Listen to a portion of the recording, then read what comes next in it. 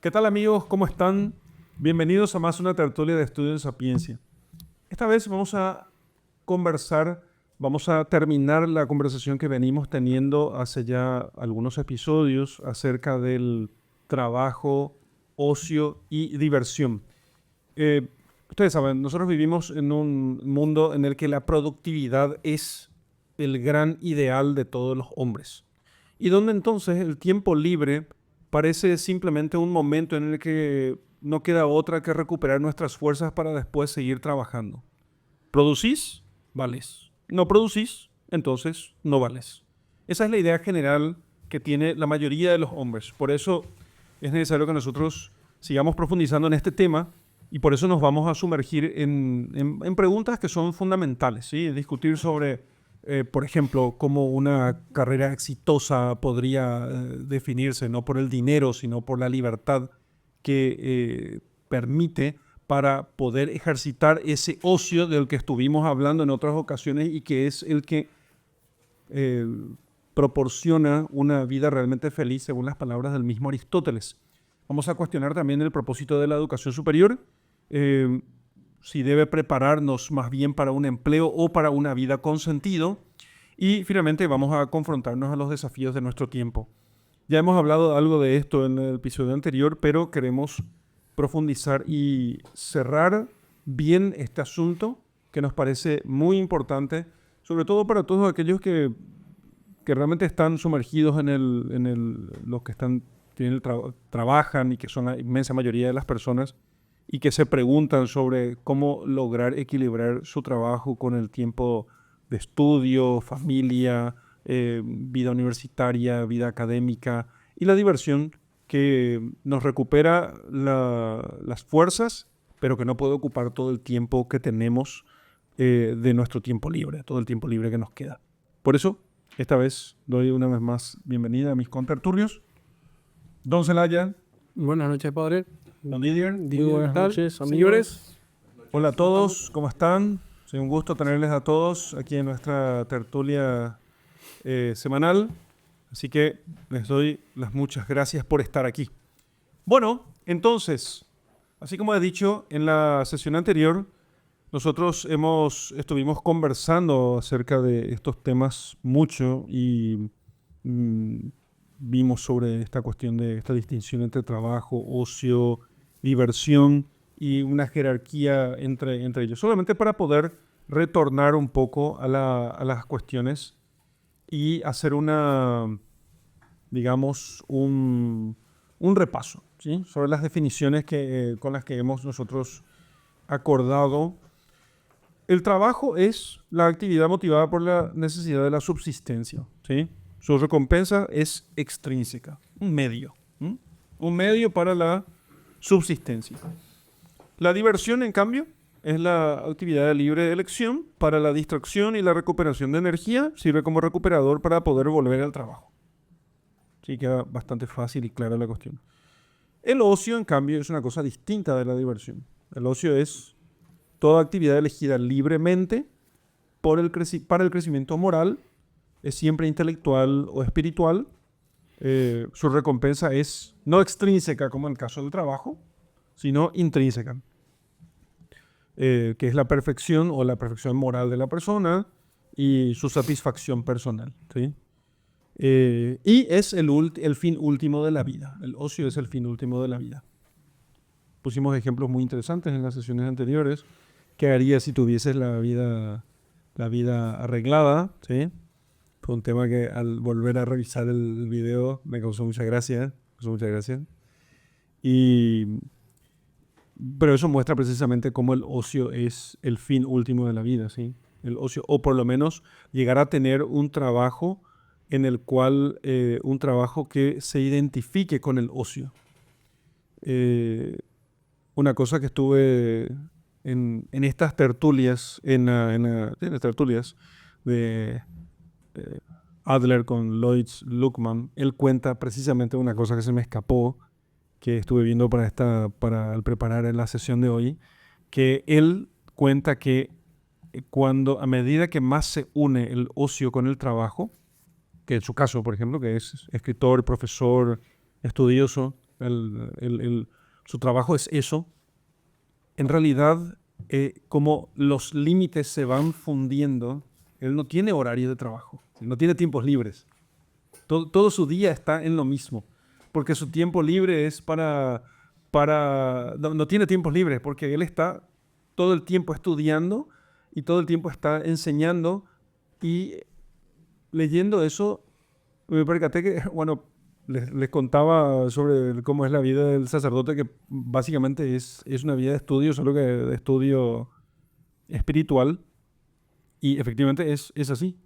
Uno no tiene tiempos libres. O sea, vos estás ocupado por tu trabajo, que al mismo tiempo es ocio, durante todo el tiempo, desde que te levantás hasta que te acostás.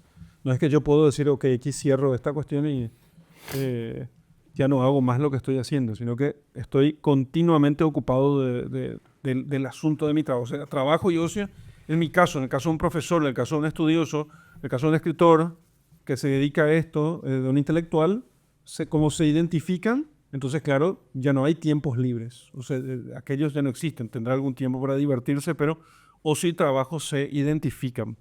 Pero aún así, hay una jerarquía clásica, ¿sí? El orden de la vida va a situar el ocio como fin más elevado, el trabajo como medio para poder alcanzar el ocio y la diversión como un soporte secundario para el trabajo, ¿sí? Para poder alcanzar eso. Entonces, para poder, pero antes de lanzar a la primera pregunta, para que comencemos el diálogo, no se olviden de suscribirse. Finalmente, hoy recordé. Así que no se olviden, a todos los que siguen nuestro canal y que están con nosotros siempre, no se olviden de suscribirse y de compartir este video. Nos ayudan con un like. Un buen like nos va a ayudar a poder avisarle al algoritmo que esta es una tertulia que es interesante. Así el algoritmo va a seguir entregando esta tertulia a otros y otros van a poder compartir con nosotros lo que vamos a hacer. Así que no se olviden de darle me gusta y de compartir este video, ¿sí? ¿Cómo? Y activar la campanita, por supuesto. Hay que hacer todo eso. Hay que darle me gusta, hay que activar la campanita y compartir el video y con eso... Todavía no tenemos sorteo, pero para coaccionarles a seguirnos y a poner la campanita. No sé qué vamos a sortear. Entonces, de puro corazón, bro. Puro corazón, puro corazón. Bueno, entonces, como hemos propuesto nosotros esta jerarquía de donde el ocio es el fin último, el trabajo un medio para alcanzarlo y la diversión un medio recuperador para el trabajo. Entonces, ¿qué implicaciones tiene todo esto en nuestra vida personal y profesional aceptar esa jerarquía como válida? Pueden comentar la implicancia personal que tiene para cada uno de ustedes esta cuestión, esta jerarquía en estas dimensiones de la vida humana. ¿Quién comienza? Bueno, efectivamente, aceptar esta jerarquía te permite por lo menos tener una base sólida donde apuntar a las cosas más altas y una base donde podamos principalmente, bueno, asignarle significado a cada uno de estos elementos al hacer la jerarquía y reflexionar sobre eso y luego poder accionar sobre eso para poder distribuir bien el tiempo. Había dicho en la tertulia anterior que me fui al cine y tenía mucho sueño. Me fui a divertirme, sacrificando el sueño. Entonces el sueño para mí está más arriba de la diversión, abajo del trabajo y el ocio encima del trabajo finalmente, ¿verdad? Entonces, trastocar este orden tiene sus consecuencias y hay veces que esas consecuencias las podemos acarrear irreflexivamente, pero al colocar esta jerarquía de valores podemos identificar y darnos cuenta, ¿verdad? Dónde hacer esos sacrificios, estos, como se dice en inglés, trade-off, intercambios, pero sin perder de vista cuál es el objetivo final o qué tiene más valor y qué es más importante para el desarrollo moral y perfección propia del hombre como hombre, no como animal que necesita sueño y un poquito de diversión y nada, entre otras cosas, sino como hombre. Yo creo que ese es un punto muy interesante que tocaste y creo que aquí entra esto que encontramos mucho en las obras de, ¿cómo se llama? ¿Los 7 hábitos? Stephen Covey. ¿Sí?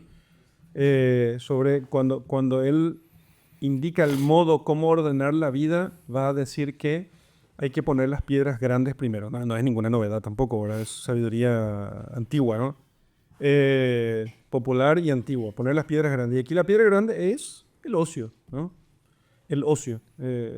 Una vez que esté ubicado el ocio, entonces ahí sabemos cómo ubicar las otras cosas. Pero si se ubica primero el trabajo, es porque en nuestro orden de prioridades el trabajo está primero.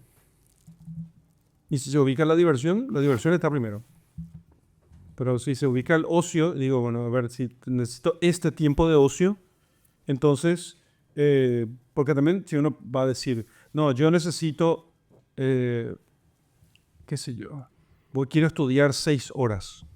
La mayoría de las personas no va a estudiar 6 horas, estudia 1 hora por día. Y después, pero si dice, voy a estudiar 1 hora por día o dedicar este tiempo mi tiempo libre a colocar esto bien, entonces en función de eso puedo incluso elegir el trabajo cuando se me da la oportunidad de hacerlo y elegir la diversión, ¿sí? Que no termina ocupando, digamos así, Consumiendo todo lo que... consumiendo, devorando el tiempo libre, ¿no? ¿Soraya? ¿Qué? ¿Cómo decíamos? Sí, me parece muy bien. Sí, pensaste en nada. ¿Cómo haría? No sé si tenés algo más para agregar a esto que dijimos sobre estas implicancias personales de ese orden objetivo de estas dimensiones de la vida humana. Ocio, trabajo y diversión. Bueno, la verdad que es un poco complicado porque la verdad que la vida, a veces los padres tampoco tienen ese manual, ¿sí? O la idea fija. Tal vez nuestros hijos sí, un poco. Pero yo recuerdo perfectamente que, bueno, elegí la carrera universitaria en función de, digamos, unos gustos. Entonces, realmente no existía esa jerarquía. De hecho, yo tenía muy poco amor por la lectura. Por la lectura de ocio, la literatura en general, ¿sí? Tenía un pensamiento más práctico. Y encima de eso, algo muy común hoy, que es que, bueno, básicamente, como, como le ocurre, hay dos tipos de universitarios. Hay el universitario que no le quedó otra y tuvo que elegir entre algunas opciones posibles, ¿sí? Y otros, tal vez en menor número, que, digamos, se identifican con una carrera y, bueno, yo estaba en ese grupo, entonces como me puse la camiseta rápido. Entonces, y era también una carrera que tenía cierto team, digamos, entonces planteaba un cierto... ¿Te referías a cierto orgullo? No, Sí, sí, honor. sí, una especie de honor, como una especie de... Tal vez el grupo de élite sea exagerado, pero una especie... ¿Cómo es? Es como un estatus. Esa es una buena palabra, Jesús, ¿sí? Como un estatus. Entonces, entonces eso. Y entonces me sentía identificado. Y la verdad que entonces en una buena parte, inclusive de mi juventud, no logré ver la necesidad de el ocio. Hasta que después descubrí, definitivamente, un día me tuve que sincerar y decir, bueno, hay cosas que son más importantes que esta carrera no resuelve. Y fue un despertar que se dio de a poco, hasta que un día dije, no, bueno, entonces directamente hay cosas que no se resuelven aquí y que necesitan profundidad. Recuerdo que un pensamiento que tuve, creo que lo que dije fue, creo que un día tengo que estudiar teología, en serio. Dios. Sí, creo que fue una de las cosas que dije, porque evidentemente esto vino de la mano de un proceso de conversión personal dentro de una fe, de una forma de vivir la fe católica.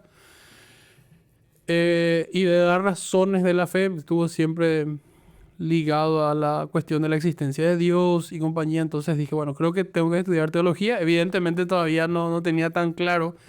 Si yo quería claridad en el razonamiento, en realidad lo que necesitaba era filosofía, ¿sí? Después, obviamente, eso apareció. Y bueno, pero fue así, no fue tan sencillo, ¿sí? Yo creo que a lo largo de la tertulia después podemos hablar de eso. De hecho, me molestaba porque tenía un amigo que es amigo nuestro que viene a la tertulia y nos solíamos mandar memes. Y él es abogado, se me mandaba memes de derecho y yo le mandaba memes de ingeniería. Era una especie de pelea de, ¿cómo se dice? De ciegos. Buenísimo. Sí, sí, sí, este tema si el ocio, ¿sí?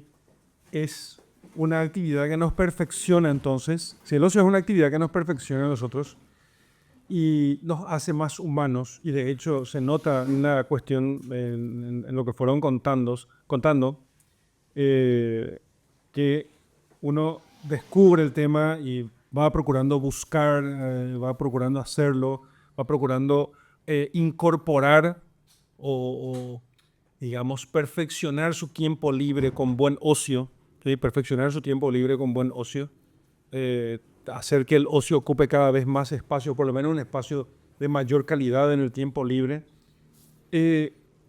¿Por qué en el lenguaje común la ociosidad terminó adquiriendo esta connotación tan negativa?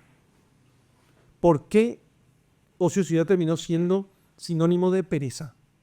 ¿Sí? ¿Qué puede revelar eso sobre nuestros valores en nuestra cultura? Esa me parece que es una buena pregunta para poder hacerse, porque si hemos hablado tanto sobre el ocio, ¿cómo llegamos a pensar que ocio es pereza? No quedes ocioso.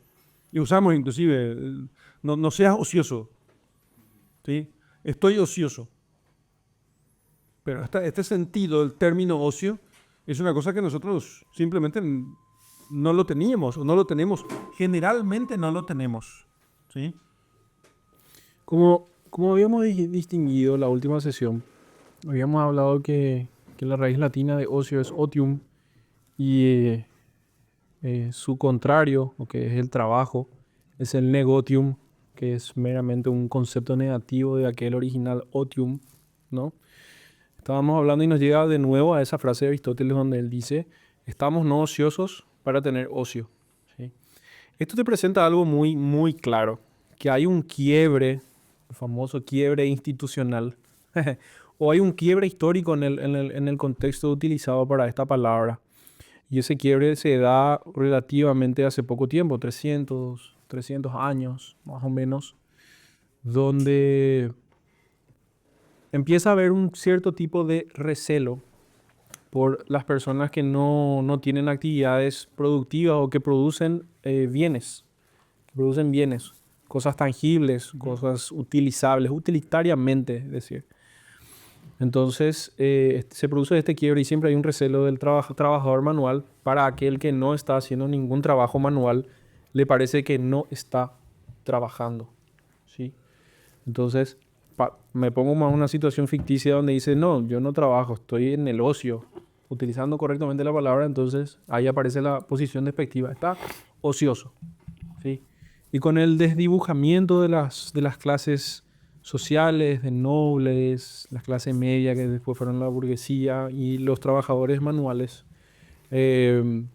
porque el mundo hace 300 años rechazó violentamente, 200, 150 años, rechazó violentamente los títulos nobiliares, ¿sí? Rechaza justamente todo aquello que implicaba a estas personas obtienen un título hereditario, que no necesitan trabajar porque tienen asuntos que se resuelven solos y ellos tienen tiempo para ser poetas, pintar, dibujar, escribir.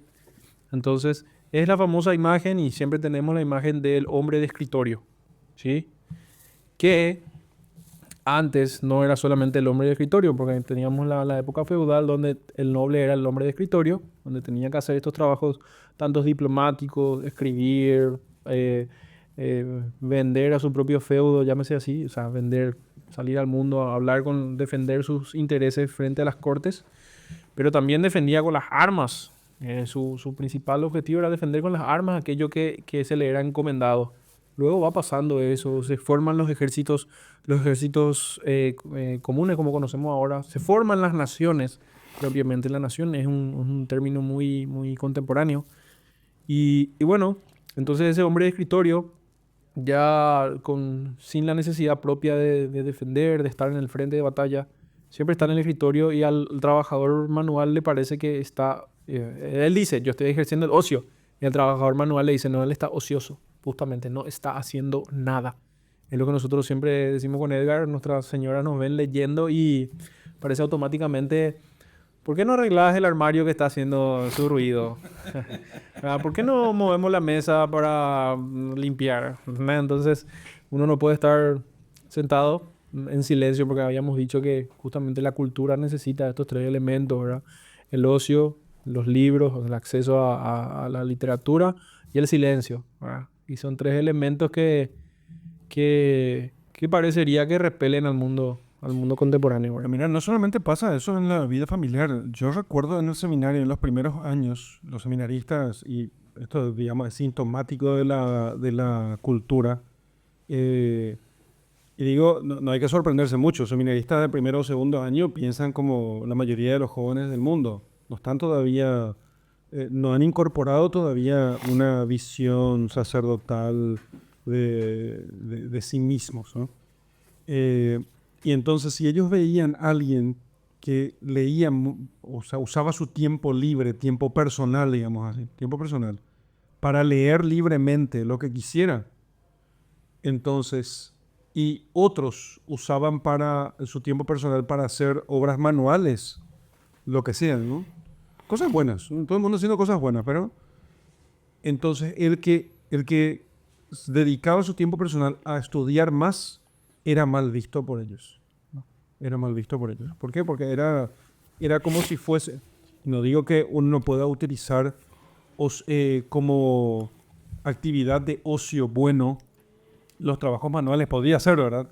Pero en general lo que denotaba esto era que ellos traían este, esta idea de la sociedad contemporánea de que lo bueno es trabajar.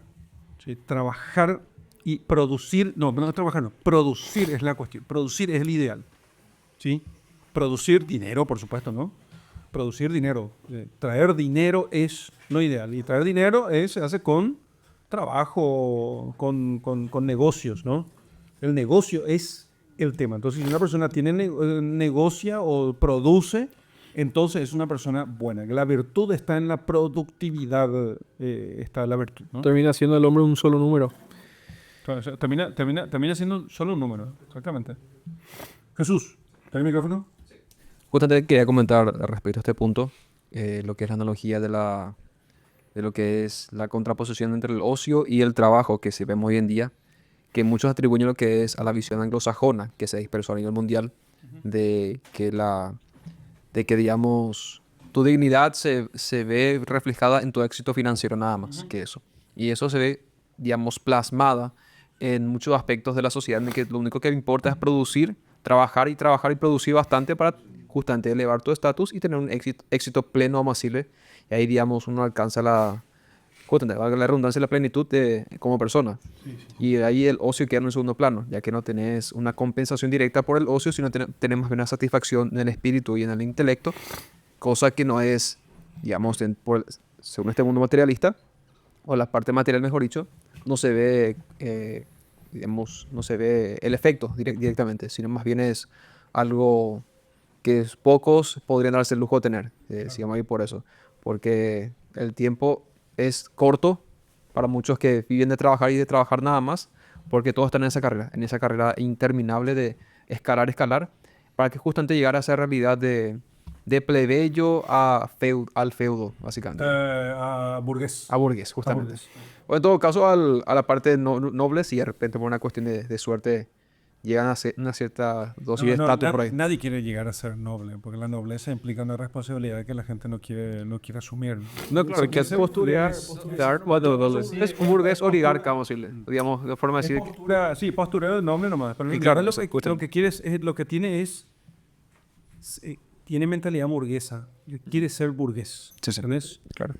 Su ideal es el comerciante que tiene un negocio productivo y es exitoso y tiene dinero. Sí, sí. Por eso el gran símbolo del éxito son los rascacielos, ¿no? Claro. Otra asociación, inclusive la parte material de cuestión de libros y contenidos que uno consume, hay una gran diferencia hoy en día.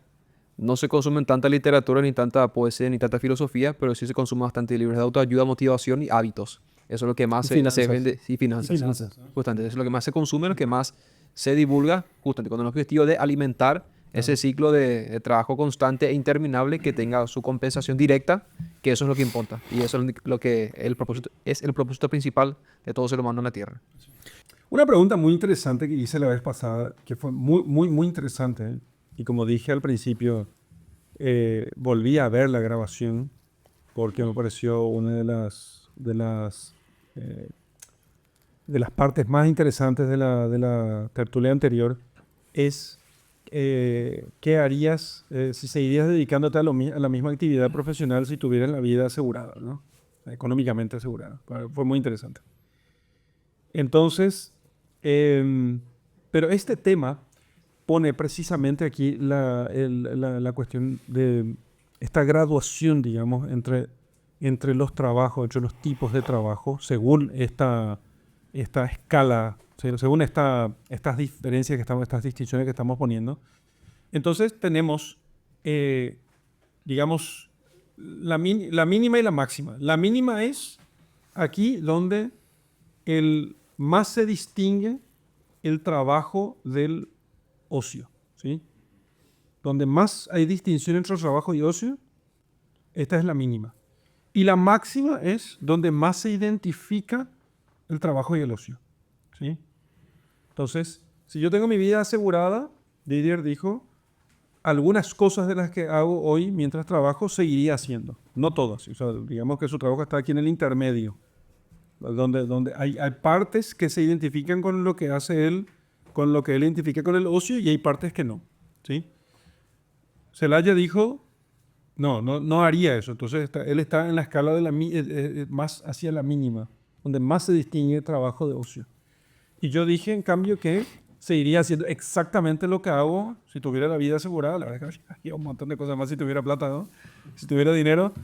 Pero seguiría haciendo exactamente lo mismo que estoy haciendo ahora, sin cambiar absolutamente nada, porque más se identifica la vida del sacerdote como la vida del profesor, del estudioso, del intelectual, más se identifica la vida del el ocio con el trabajo, ¿sí?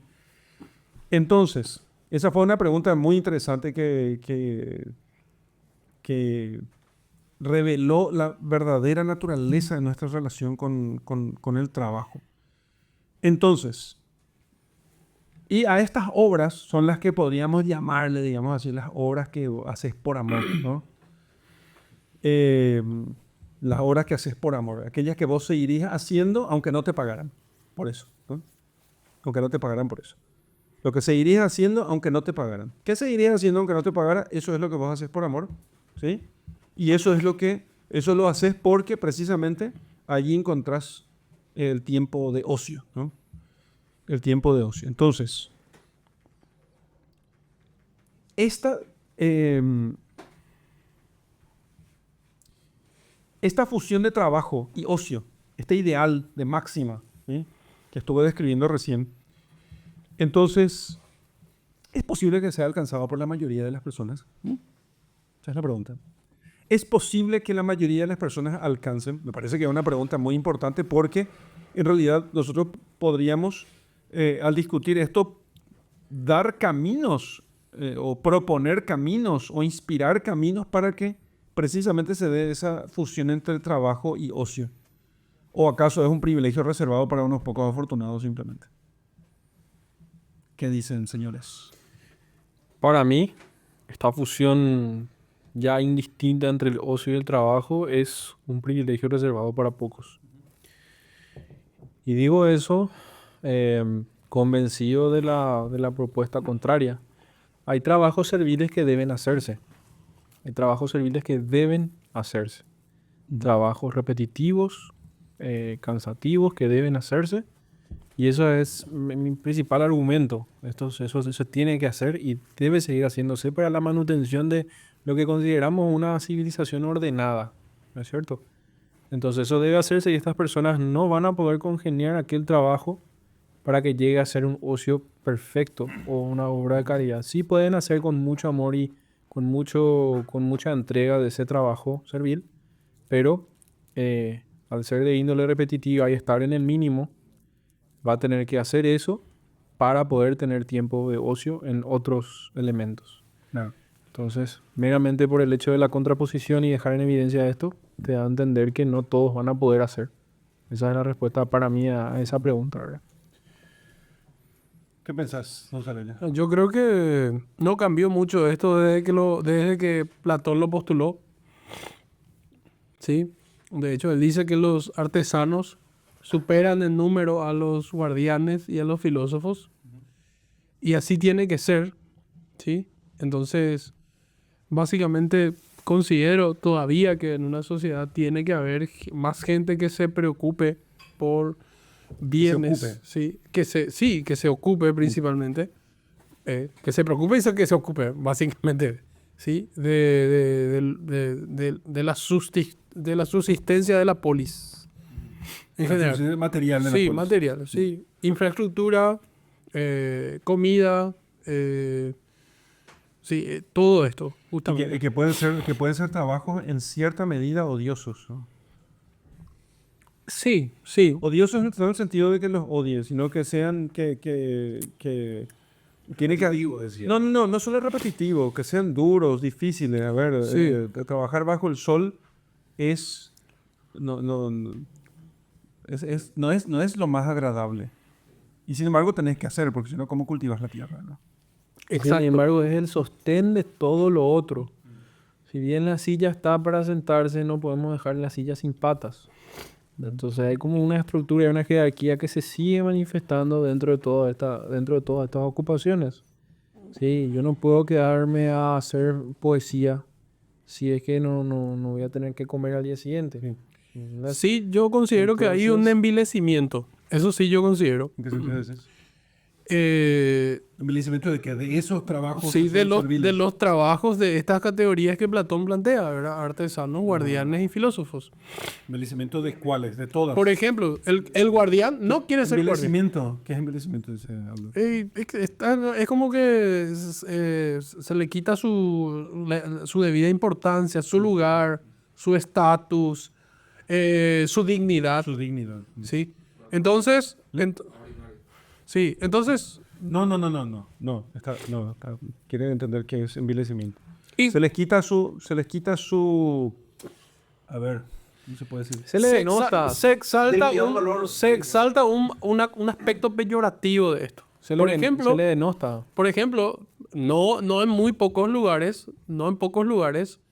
decir que alguien es campesino es un insulto. ¿Sí? Es un insulto. ¿Sí? Y bueno, evidentemente hay un montón de elementos como la revolución comunista que obviamente además colabora, ¿sí? Porque saca al obrero al labriego del campo, ¿sí? Pero hay justamente como una especie de desprecio a ciertas profesiones, ¿sí? Y una poca dignidad. Permíteme decir con otras palabras. Me parece que con un ejemplo, una Sí. analogía. Es cierto que el trabajo del campo está muy alejado del ocio. El trabajo bajo el sol, sobre la tierra y compañía. Sin él no podemos vivir, sin embargo. ¿Sí? Por lo cual es necesario que tengamos por el campesino, por el agricultor, gran consideración, porque si hay gente que puede dedicarse más al ocio, es gracias a ellos. Entonces, no solamente tengo que tenerles consideración, sino gratitud. Porque las su patas de trabajo- la silla. ¿Eh? Las patas de la silla. Que su sacrificio Permite algo más. Claro, permite que haya personas como yo que puedan dedicarse a un trabajo que está más unido al ocio y que por eso es menos productivo inclusive, ¿no? Que productivo en sentido crematístico, como decía. Sí, entonces acá tenés un montón de cosas, ¿verdad? Vos para comprar un auto no regateas. La concesionaria pone un precio, vos te vas a comprar mandarina, regateas, ¿verdad? Desde ese tipo de actitudes pequeñas, Muy ¿sí? interesante. Desde ese tipo de actitudes pequeñas, No voy a regatear más la... sí, Verdura. le... Al súper sí, ¿eh? No, claro. Le saludás al barrendero, o sea, con tus actitudes haces que su trabajo, que él no sienta vergüenza de su trabajo. Entonces, hay un envilecimiento en estos, porque está obviamente mal vestido, tal vez el jardinero no está muy limpio, porque se pasó cortando césped y tirando tierra, pero le saludás, le ofreces un vaso con agua, cosas sencillas, un saludo, sabes su nombre, Tratarlo como con caridad, con respeto, simplemente, ¿no? con deferencia, obviamente entendiendo que él no vas a hacer las cosas que tendrías que hacer si vos tuviese que hacer. Él viene a cortar el pasto para que vos tengas tiempo. Es que el que maltrata al trabajador manual o a esas personas es el que piensa que porque él puede pensar sobre cosas más sublimes o hacer trabajos más sensibles o delicados, piensa que la agricultura es solamente remover tierra, tirar, esperar. Nada que ver. Y no es eso. Es un trabajo delicado que exige el conocimiento de las estaciones, tiempo para plantar, tiempo para cosechar. O sea, Habilidad. es un trabajo muy especializado. Y una habilidad que no, Sí. una habilidad que no se Pero consigue y de la noche a la además- mañana ni en y poco tiempo. O sea, además- requiere muchos años para había eso. ese dicho. Yo no puedo tener un campesino en 4 años de carrera. Y además recordemos nada que que ver. Toda la la vida. agricultura y la medicina son artes donde el hombre colabora con la naturaleza. Sí. Colabora con la naturaleza, la comprende y la dirige. Entonces no es poca cosa. No es poca cosa. Jesús. Bueno, tocando un tema lo que estuvimos hablando en este punto con respecto al trabajo y cuál es, qué elemento da su importancia o dignidad a lo que son estos trabajos tediosos o incómodos de realizar, es lo siguiente, que el trabajo en sí tenga el hecho que valga la pena que se realice. Por ejemplo, la agricultura, un trabajo tedioso y pesado, pero vale la pena realizar porque gracias a la agricultura se producen las hortalizas, las frutas y consumimos todos nosotros. Y a su vez también eso contribuye para un bien de la sociedad, para que todos reciban sus alimentos diarios. Eso es, digamos, uno de los parámetros principales para determinar que el trabajo tedioso tiene su dignidad y tiene su aporte y que se debe ser buscado justamente.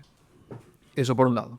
Por otra parte, hoy en día, ¿cómo planteamos esta realidad en que por el trabajo, que la mayoría accede a trabajos que son tediosos y son, digamos, incómodos, cómo compaginas con un ocio que te haga crecer intelectualmente y moralmente y espiritualmente? Justamente dedicando tu tiempo al trabajo necesario para la sociedad, necesario para un fin específico y necesario para tu fortalecimiento de la voluntad, y luego dedicas tu tiempo para el ocio en un arte que sea acorde a tu vocación. Por ejemplo, las músicas, digamos, uno sale de su trabajo de oficina y luego en su tiempo libre va y estudia música, lee partituras, se perfecciona y se vuelve maestro en esa arte. Eso es un elemento muy importante también. Cuanto más maestro del arte sos, más, digamos, cercano al ocio estarías justamente. Más, sí, no, más cercano al ocio no, pero estás utilizando bien tu tiempo de ocio. Pero fíjate, Está que siendo verdaderamente libre. pero Sí, si sí. esa persona que trabaja y después utiliza bien su tiempo libre en el ocio, Sí, sí. ¿sí? Porque él es el que paga la cuota en el conservatorio de música. Sí, sí. No podría haber un maestro que se dedica todo el tiempo a poder perfeccionarse en el arte para poder enseñar y dirigirles a ellos. O sea, fíjate, vos tenés el maestro Sarán, Luis Sarán, que se dedica solamente a la música, a Sí, sí. escribir, a estudiar, a componer, a ensayar, a pensar, lo que sea. Al ocio. Sí, al ocio, sí, se dedica al ocio. Sí, sí. Y casi todos sus músicos, yo sé porque tengo la esposa de mi primo hermano, está en una de estas... Ensambles. En uno de estos ensambles, sí, con Sarán. O la Orquesta Sinfónica de Asunción, creo que inclusive es. Y ella trabaja en otra cosa, ¿sí? Sí, sí. Pero precisamente gente como ella es la que permite que haya un maestro que sí tiene que dedicarse todo el tiempo a eso, ¿no? O sea, hay una comunicación entre lo que sería la gente que no puede vivir, digamos, del ocio Claro. y gente que sí, que hay una especie de complementariedad. Y es muy importante que nosotros digamos este tema, porque si no me parece que todo el tema está, parecería que tiende o que tendiese al desprecio del trabajo, ¿sí? En realidad lo que estamos diciendo es que cada cosa tiene su lugar, pero el fin de la vida del hombre es el ocio.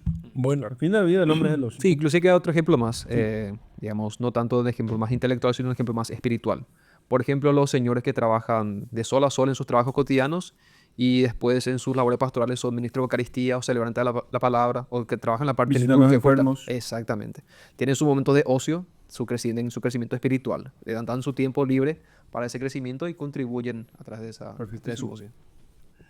No, simplemente no quedamos en el nivel artesano, por lo menos yo, ¿verdad? Acá Jesús dijo algo interesante, muy interesante. ¿Cómo hay, digamos, una decadencia en el segundo nivel, que son los guardianes? Bueno, nosotros no tenemos precisamente el mejor de los conceptos de todas las fuerzas del orden, ¿sí?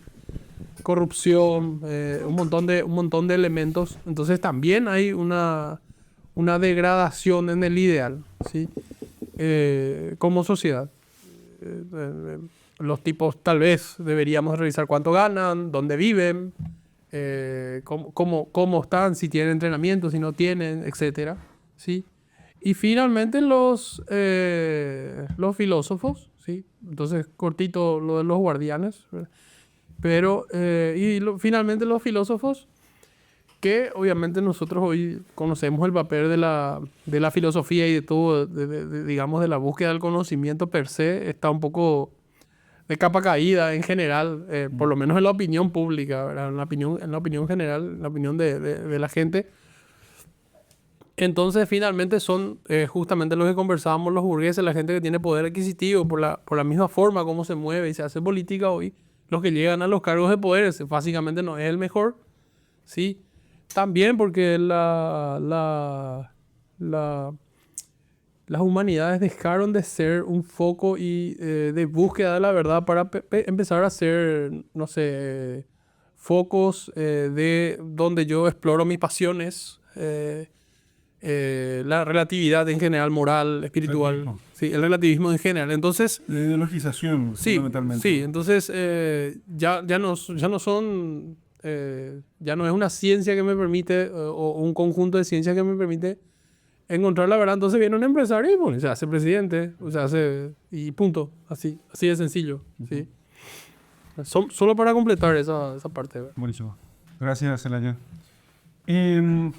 Para seguir avanzando en la cuestión, ¿sí? Para seguir avanzando, voy a... Si dijimos que el ideal es esas obras o esos trabajos que se hacen con amor, ¿no? Si ese es el ideal, me pregunto yo, ¿será que no es posible convertir las cosas que hacemos en trabajos que se hagan con amor? O sea, ¿no es posible si este máximo de fusión entre ocio y trabajo, ¿sí? ¿No podríamos de algún modo mover el marcador más cerca, de tal modo que haya más cosas, más trabajos que se fusionen con el ocio? ¿O simplemente va a ser una posibilidad para pocas profesiones y oficios?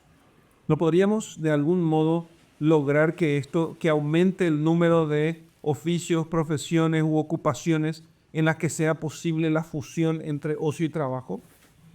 ¿Qué características tendría que tener una profesión para que pueda ser vivida así como un trabajo por amor y no simplemente como un medio de subsistencia? ¿Se les ocurre algo?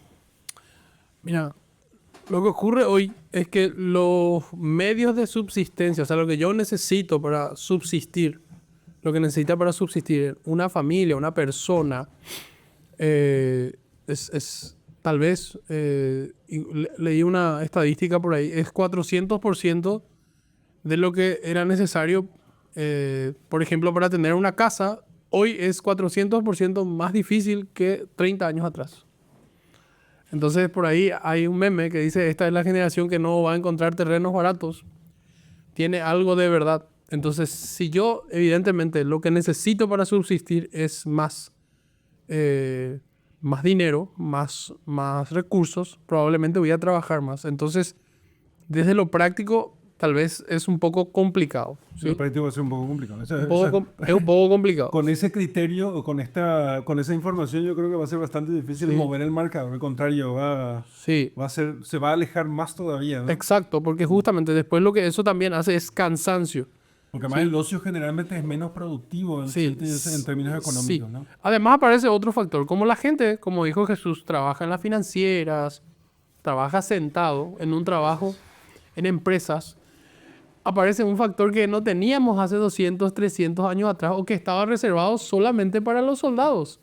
Porque empiezan a aparecer las enfermedades, producto del sedentarismo. Entonces la gente también existe el culto al cuerpo que es una figura que aparece. Entonces hay gente que trabaja mucho, pero que le dedica también un tiempo que podría dedicarle al ocio, le dedica 2 horas al gimnasio. Entonces es un tiempo que él usa para mantener la salud de su cuerpo. No estoy diciendo con esto que eso es malo, ¿eh? Pero evidentemente ya reduce muchísimo, ya estoy cansado, Lo entreno. que pasa es que es necesario ese tiempo Sí. de gimnasio porque con los trabajos cada vez más sedentarios, imagínense que cada vez hay más, los trabajos se hacen más sedentarios, menos movimiento, menos trabajos manuales, el gimnasio se va a podría terminar convirtiéndose en casi una necesidad vital. Claro, de hecho, Si no tenés jardín, no tenés una casa que tenés que limpiar tú, ahora resulta un robot que te limpia la casa, que hacía toda la casa de forma automática, no estás limpiando, no tenés jardín, trabajas todo el día, no reparás porque las cosas se cambian rápidamente. Entonces, claro, cada vez menos movimiento, el gimnasio termina siendo una necesidad. no, por eso. Entonces, trabajas 8 Tienes horas. que invertir tu plata, gimnasio. Entonces, trabajas 8 horas. Y vas a quererte vos también al gimnasio, por supuesto, ¿no? Porque también te vas a ir al gimnasio, ¿no? Entonces trabajas, tenés esto, que yo no sé si es ocio, pero sí es una necesidad de mantener salud, ¿sí? Y realmente la modernidad es más compleja, ¿verdad? Platón se agarraría en la cabeza. Eso podría ser un tema, sí, la modernidad es muy compleja. Sí. Es un tema, ¿en qué categoría entra el gimnasio? Y hay yo creo que hay gente para la cual es una tarea asemejada al trabajo. A nosotros bien que no hace falta. ¿Para qué decir que no? ¿Para qué te digo que no sí, ¿verdad? Pero sí. Ocio deportivo. No, porque es necesario, porque si no tenés buena salud no vas a poder. Y después pero para otra gente es diversión. ¿Sí? Y hay gente para la cual es ocio precisamente porque le permite. Una especie de culto ya. No, ocio como. Ah, como sí, crecimiento, sí. ¿no?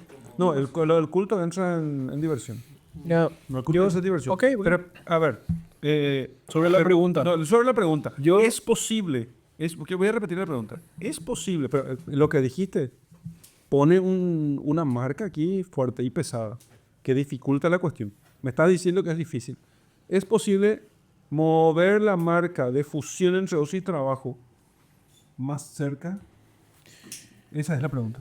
Yo diría que es posible hasta cierto punto, pero diría de que como esa jerarquía está puesta y hay un intercambio entre estos tiempos, entre el trabajo, ocio y la diversión, y la elección de la libertad, es hasta saludable que haya esta graduación entre las cosas.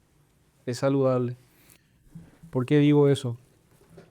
Porque si tenés alguien que hace un trabajo servil, a él es mucho más fácil diferenciar trabajo del resto. Si es que él tiene esta jerarquización conocida, le es mucho más fácil.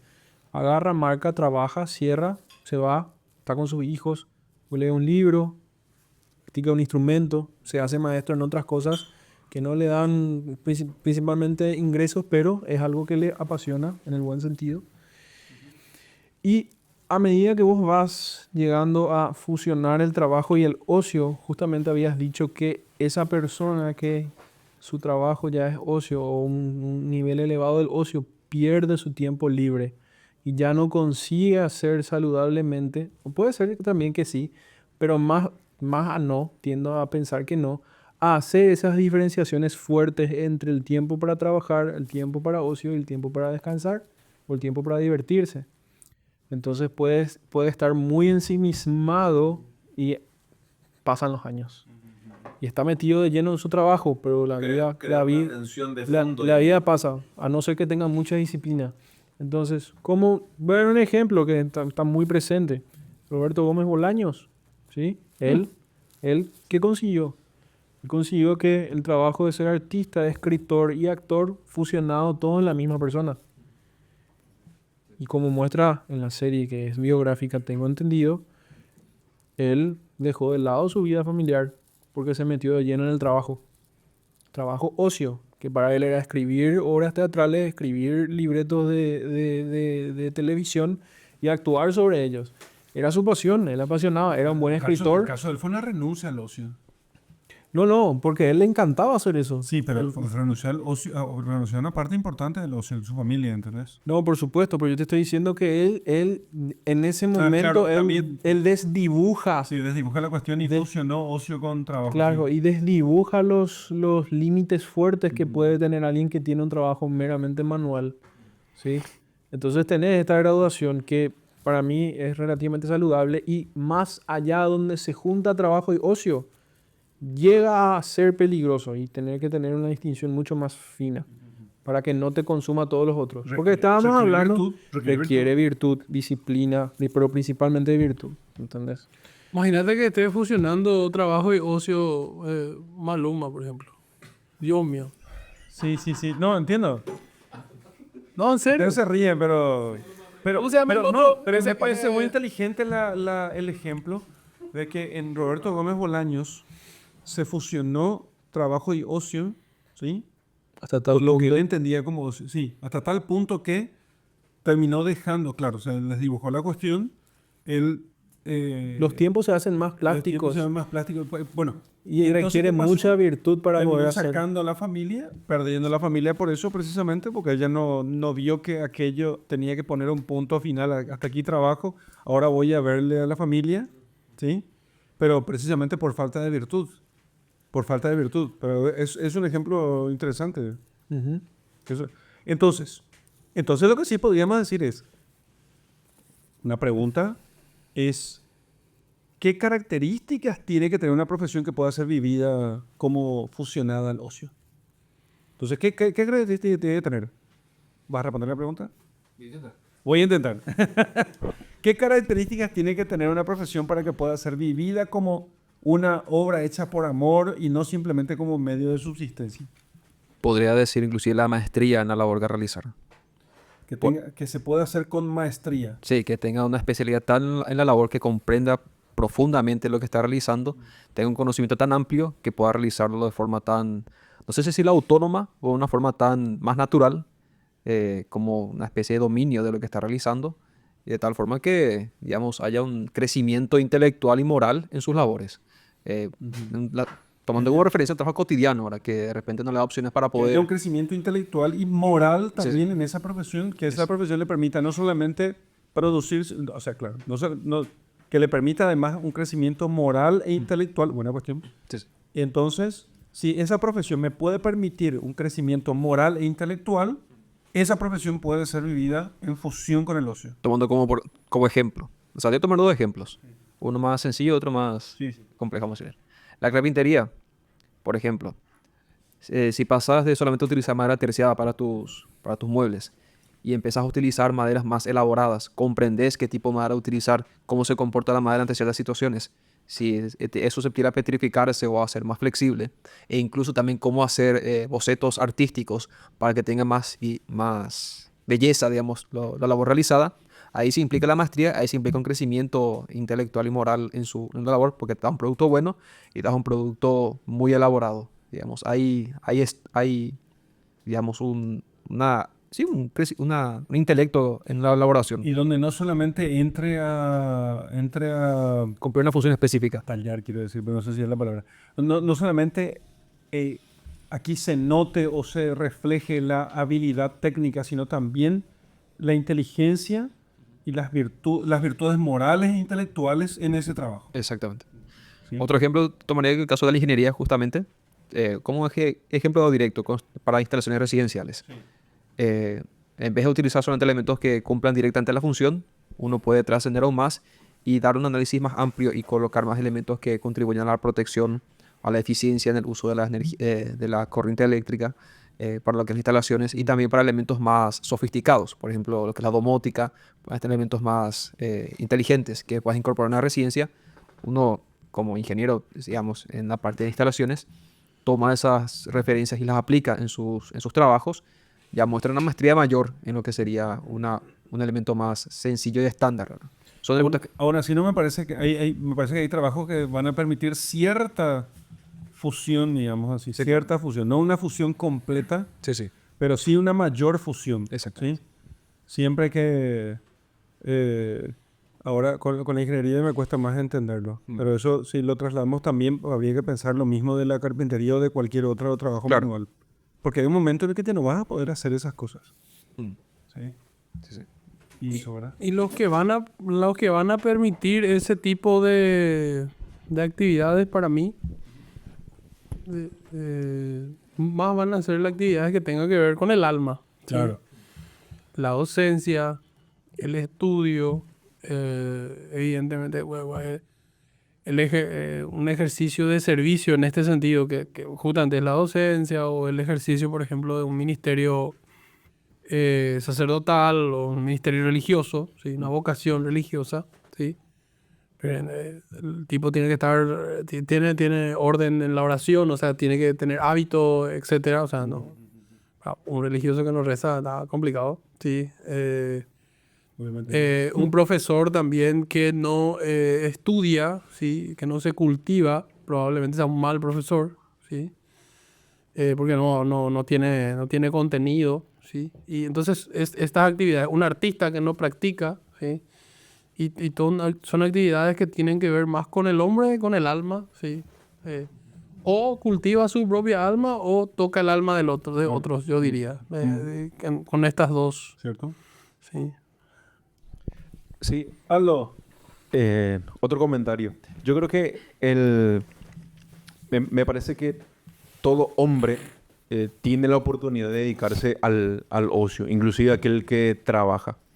Decía, a mí me parece un dato... Nunca lo hemos negado, ¿eh? Ujú, Nunca lo hemos negado, ¿sí? sí. Un Todos dato... tienen esta oportunidad de, salvo que seas esclavo Sí. o que seas muy vicioso al punto de que de tu trabajo pasar la diversión simplemente... No, pues, obviamente ese también puede dedicarse al ocio, ¿no? Sí, básicamente, en general, la mayoría de los hombres pueden dedicarse al ocio.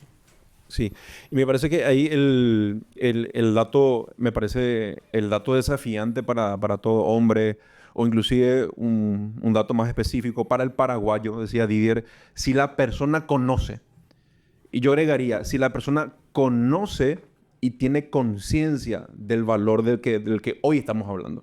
Una cosa es escuchar por ahí de vez en cuando, importancia de la lectura, importancia de la vida espiritual, coincidentemente dos elementos que es difícil para el hombre abrazar, sería vida espiritual y una vida de cultura a cuanto a lectura y compañía. Entonces yo creo que el gran elemento desafiador para el hombre paraguayo, en este caso si queremos especificar, es el conocimiento y que ese conocimiento sea conciencia para que yo sí, entonces le eche ganas para incorporar todo ese hábito, ¿verdad? Porque fuera de los tiempos fuertes del trabajador, o sea, el recién casado con su hijo, ahí se le complica toda su rutina. Pero una vez que más o menos vuelve a estabilizarse o armonizarse, él tiene ese media horita, una horita de su día, del día a día, por lo menos para dedicarse a la meditación o al estudio en este caso. Entonces, eso, o sea, me parece que el trasfondo siempre habrá tiempo para el ocio. Eso se resuelve, sí, siempre hay En un tiempo. aspecto. El otro aspecto es lo que El dijo Jesús, ¿verdad? El perfecto. lo del conocimiento creo que vamos a resolver al final cuando hablemos de cuáles son las vías para poder enseñar y preparar a los hombres, no solamente para la profesión, sino para el ocio, para el buen uso del ocio. ¿Sí? Porque no quiero responderte porque lo vamos a responder al final. ¿Sí? Vamos a responder. Gracias, Aldo. Entonces, una última cuestión que podemos preguntarnos entonces, con base en esto, ¿sí? ¿Cómo podemos evaluar nosotros cuáles son las carreras más exitosas? ¿Por su remuneración y estatus o por el grado de libertad y ocio auténtico que permiten? ¿Por qué? Hoy en día se considera las más exitosas las que generan más dinero.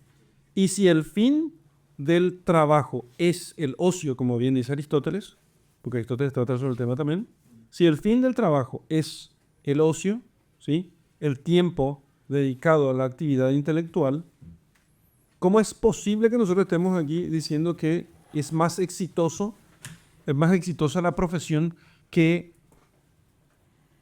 promete más dinero? ¿Sí? Tipo fulano, y lo usamos en nuestra misma, nuestras expresiones, ¿no? Fulano es un empresario exitoso, es un profesor exitoso, es un intelectual exitoso porque lee mucho. Perdón, porque vende mucho, quiero decir. Es un escritor exitoso porque vende mucho, aunque sea una porquería, ¿no? Un artista exitoso. Un artista exitoso. ¿Cómo se llama el artista que dijiste? Maluma. Hay peores. No, hay peores. Hay peores. Un influencer exitoso. ¿Quién es un influencer exitoso? Un periodista exitoso, un escritor exitoso, tipos que producen mucho dinero, que son populares, no los que son mejores. ¿Sí? No necesariamente, sí, exactamente. No necesariamente son mejores en su contenido. Hay tipos que son buenos y sacan mucha plata y me alegra por ellos, ¿verdad? Lo que me preocupa son los que sacan mucha plata y que son los peores, ¿no? Es eso. Entonces, yo creo que lo que hay que hacer es revisar esto, por lo menos nosotros, ¿verdad? Y los 3 o 4 que escuchan nosotros. Somos más. Las 14 vistas. Las 14 vistas. Las 14 vistas, según él. Acá. Que hay que ver que hay que revisar esto. El mayor éxito podría ser, digo yo, pienso yo, que es aquella profesión que te permita un mayor grado de libertad y ocio auténtico. Esa tendría que ser la más, entre comillas, exitosa, porque si pensamos otra vez aquí sobre el concepto exitoso, no sé cuándo vamos a terminar esto. Acá un ejercicio interesante, medio cliché, pero muy interesante, es el famoso ejercicio del epitafio. ¿Qué es lo que querés que diga en tu lápida? ¿Sí? ¿Querés que diga arquitecto? ¿Querés que diga abogado? ¿Querés que diga médico? ¿Ingeniero? Influencer. ¿O querés que diga padre amoroso, abuelo excelente, gran contador de historias? Muy buena idea eso, ¿eh? Sí, gran contador de historia. ¿Qué es lo que nosotros queremos que finalmente nos recuerden? Porque a nosotros nos van a olvidar. Son pocas cosas las que van a quedar. Va a quedar, sí, él se ganó la vida siendo abogado. Pero ¿qué hizo con esa vida? El ejercicio en necrología, sí. ¿Y pero sí, se ganó la vida haciendo eso. Pero ¿qué hizo de esa vida? Esa es la pregunta que te permite reflexionar para qué sirve el trabajo. Ese ejercicio se llama ejercicio del necrologio. Pensar cómo querés que pongan tu epitafio. Yo pensé que yo lo inventé nomás. No, pero no, está bien. Volando, Pero está bien. No. Alguien me Pero pone es muy bueno. amoroso, vuelvo otra vez. Es muy bueno porque es distinto, ¿verdad? Piadoso, contador de historia, padre amoroso, abuelo cariñoso. ¿Sí? ¿Por qué no padre amoroso? ¿Por qué no padre amoroso? Que sepa él nomás. No, está bien. Ellos. Sí. Él chicos. o ellos. No, está bien, pero esa es la cuestión, ¿verdad? Claro, hay ciertas personas que, por ejemplo, son arquitectos que van a quedar en la historia por alguna otra cosa. Hay médicos que descubrieron cura a la poliomielitis y demás cosas que son... Esas son las personas excepcionales en ciertas áreas que aprovecharon aquella profesión y la llevaron para beneficio de toda la humanidad, llevando no solamente a un bien privado propio, sino compartiendo eso con todos los otros hombres, para el mejoramiento de la civilización, el sostenimiento y demás cosas. Obviamente que sí, Pero acá estamos hablando de la mayoría de la población. Inmensa mayoría. Inmensa mayoría de la población. La inmensa mayoría. Sacando estos ejemplos específicos, ¿verdad? O sea, ¿qué queremos, cómo queremos ser recordados? ¿Qué queremos que diga ahí? ¿Sí? Porque como le digo, como abogado, como médico, como arquitecto, como trabajador nos ganamos la vida, pero ¿para qué ganamos? O sea, ¿qué hacemos con esa vida? Y esa es la parte más importante. Ahí podemos de nuevo volver a ver la jerarquía entre el trabajo y el ocio. El trabajo está para el ocio.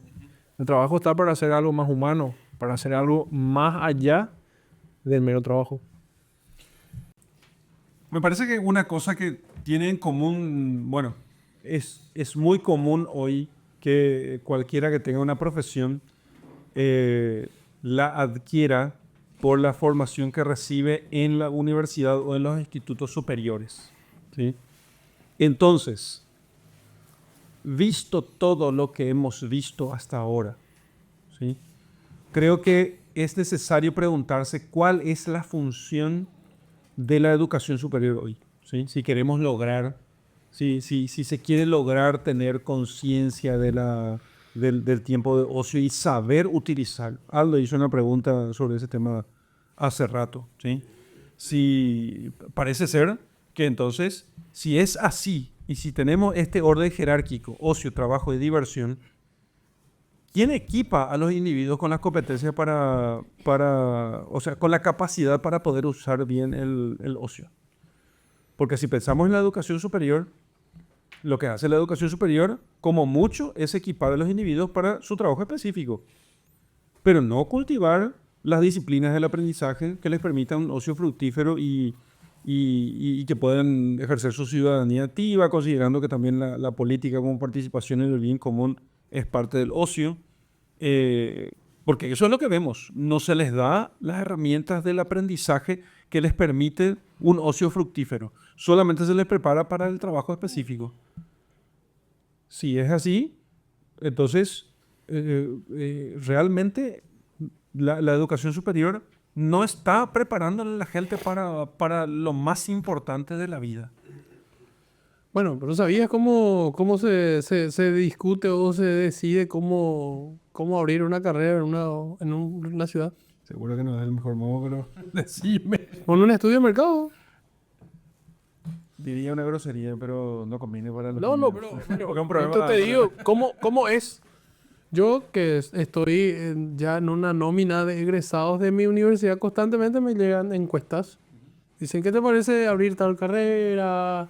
Entonces ellos hacen un estudio de mercadeo, lo cual tampoco es No es que esté mal completamente. absurdo, exactamente. O sea, tiene sentido, ¿verdad? Para que en una ciudad que se dedica a la agricultura voy a poner a la gente a estudiar ingeniería aeronáutica, no tiene sentido, ¿sí? Entonces, se entiende. Entonces, hay ciudades que van a estar más vinculadas al comercio. En nuestro caso aquí hay sedes que ofrecen ingeniería, ciertas ingenierías. Medicina me parece que es casi transversal, ¿verdad? Básicamente, o sea, no importa si está en el campo, en la ciudad, ciudades más chicas, más grandes, la gente necesita de los médicos, ¿sí? De los docentes, ¿sí? Pero hay otras carreras que sí requieren estudio de mercadeo. Pero estoy de acuerdo contigo en el sentido de que la malla curricular está diseñada de un modo usando un término propiamente de la filosofía de la educación moderna, o sea, de la cual es el fundamento de estas mallas. Las mallas y las asignaturas están diseñadas para otorgar capacidades y competencias. Entonces, no preparan al hombre para tener, digamos así, una visión más general. Y evidentemente, si no una visión más general, en ella, evidentemente, la valoración correcta del ocio. Algunas universidades, yo sé que en el extranjero, ¿sí? Sé que algunas universidades prestigiosas y privadas, por ejemplo, no importa si vos haces ingeniería o haces matemáticas o física, ¿sí? Te ofrecen clases de piano, por ejemplo. De hecho, no es No es raro que en estas universidades uno tenga una actividad que ellos le llaman luego extracurriculares, ¿sí? Pero que la desarrollen de un modo muy serio, ¿sí? Porque si yo estudio una actividad para mi ocio durante 4 años, probablemente tenga muy buenos frutos, ¿sí? Por eso también, inclusive las cuestiones, ellos tienen muy bien desarrolladas las cuestiones de deportes universitarios, becas, ¿sí?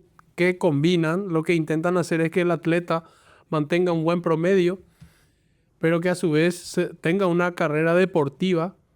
De hecho, y es muy común inclusive, de hecho son raros, algunos deportes donde uno con 18 años directamente pase a una liga profesional, ¿sí? Generalmente pasa por una liga universitaria que es muy robusta, muy competitiva, ¿sí? Que le permite desarrollarse deportivamente. Yo sé que eso ocurre en Estados Unidos, por ejemplo, con el básquet, con el fútbol americano, con el béisbol. O sea, que hay muchos deportes con la natación, ¿sí? Que le ofrecen esa plataforma. Nosotros eso no tenemos en Latinoamérica, ¿sí? Entonces, las actividades extracurriculares entre las cuales puede ser el deporte, se hace por amor al arte, y no tenemos esa ni siquiera en nuestras universidades más grandes. Está planificado por la propia universidad. Eso. Exactamente, no tenemos eso. No tenemos. Entonces, sí debería de existir eso de alguna manera, tal vez por falta de presupuesto, por falta de visión, etcétera, no sé. Bueno, pero hay otras cosas también que se tienen que mejorar, ¿verdad? Hay muy pocos docentes de tiempo completo acá alrededor nuestro, que son los mismos docentes que a su vez van a poder producir intelectualmente más. Producir de verdad. Por eso tenemos también muy poca gente que escribe en su área, aunque sea. Inclusive la gente formada en humanidades no es capaz de escribir porque tiene que tener una cantidad muy grande de horas. Por más que le guste la literatura, se dedica tanto a la docencia que no le queda mucho tiempo para hacer eso. Bueno, los Sí. profesores son... Sí, exactamente. Sí. Bueno, esto es trabajo de la educación liberal. La educación liberal es la que hace al hombre, la que prepara al hombre para la libertad. La libertad que se ejerce fundamentalmente en el tiempo de ocio. ¿Sí? Fundamentalmente en el tiempo de ocio. ¿Vos tenés alguna idea? ¿Tenés alguna idea de cómo se puede traducir esto de la educación liberal en disciplinas que sean altamente técnicas como ingeniería, derecho, medicina o cualquier otra? ¿Cómo podríamos hacer nosotros para poder traducir la educación liberal en esas disciplinas que son altamente técnicas? Porque la educación liberal en la filosofía, bueno, la que no tengas es un fracaso, ¿no? Pero, ¿y en las disciplinas Es técnicas? que lo tiene. ¿Eh? Y yo sé que no tiene, por eso la que no tenga es un fracaso. Pero ¿cómo se traduce cómo podemos traducir eso en las que tengan? Para no formar simples empleados, simples técnicos. Porque si la carrera, como le pasa a los estudiantes de medicina, ¿sí? Y el tipo solamente estudia medicina y se capacita en la técnica de su disciplina, de su profesión, pero no tiene herramientas de aprendizaje. Entonces, no es capaz de aprovechar su tiempo de ocio para crecimiento, ¿sí? ¿En qué piensa él? Y piensa en cursos de capacitación donde aprende más técnicas para volver a tener ahí la propaganda de otro curso donde se le da más técnicas otra vez, pero es incapaz de aprender por sí mismo. Con lo cual, no existe para él la idea del tiempo de ocio donde él pueda crecer por sí mismo.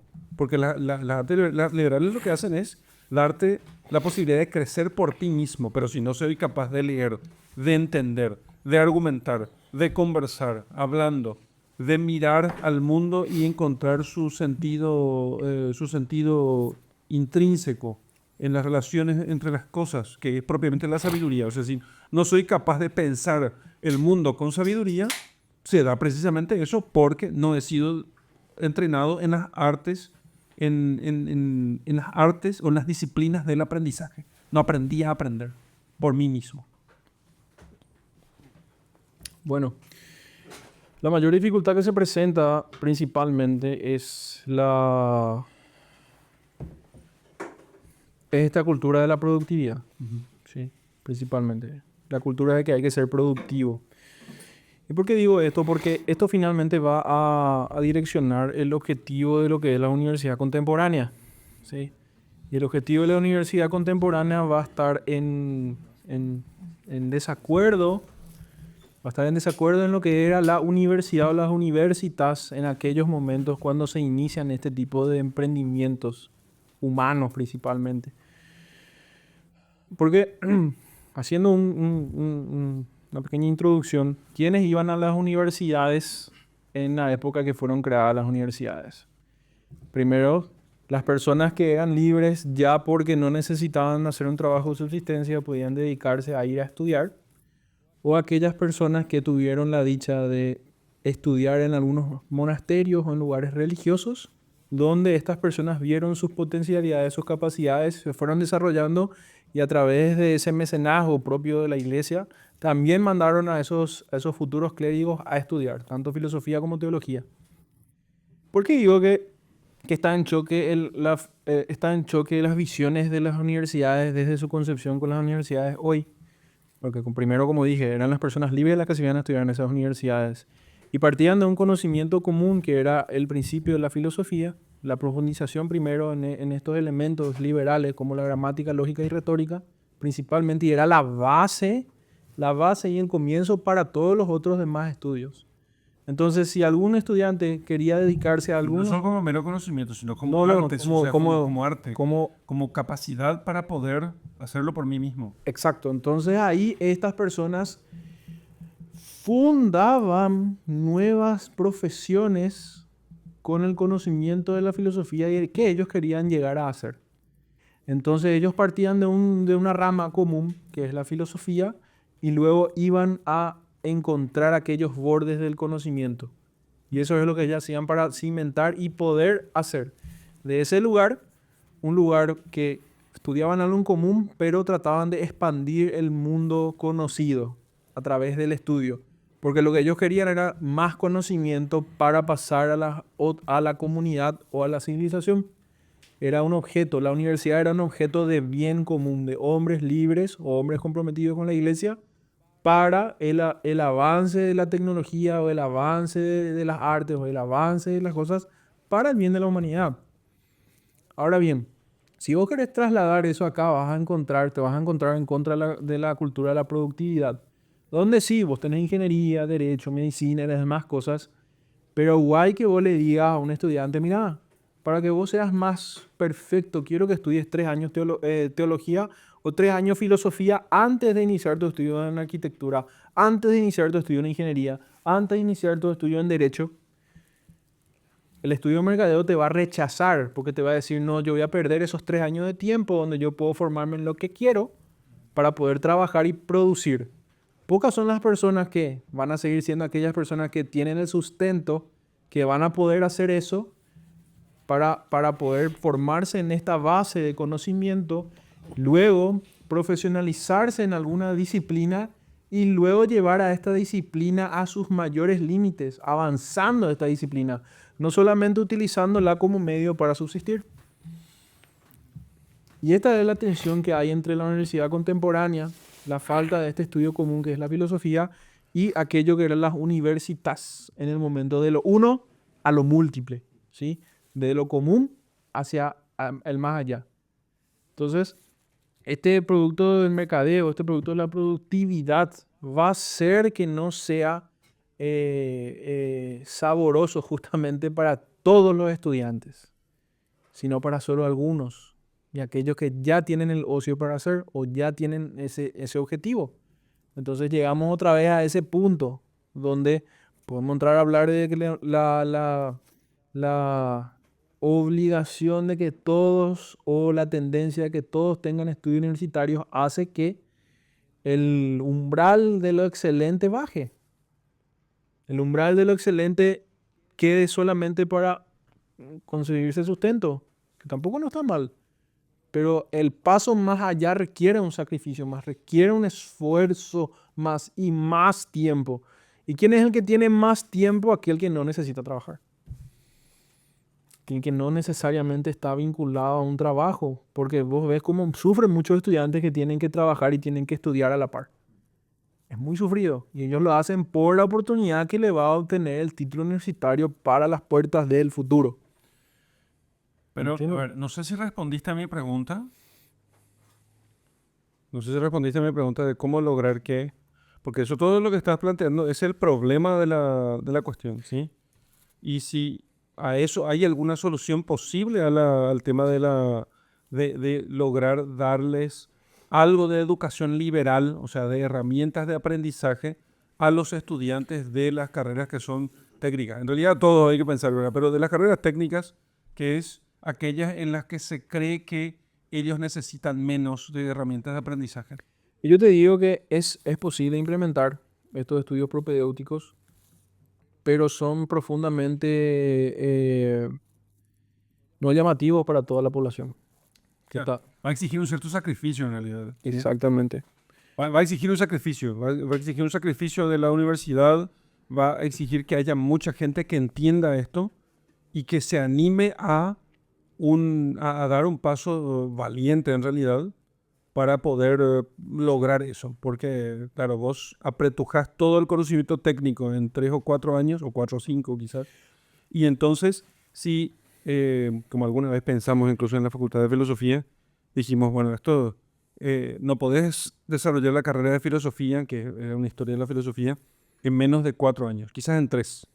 Pero si dejas la malla así como está, tenés que agregar sí o sí 1 o 2 años más de artes liberales donde se le recauchute al estudiante y se le dé herramientas de aprendizaje, ¿no? Si no, el tipo entra a la universidad, recibe las clases, pasa los exámenes, pero después termina y es, y lo he visto, incapaz de estudiar por sí mismo, incapaz de investigar por sí mismo.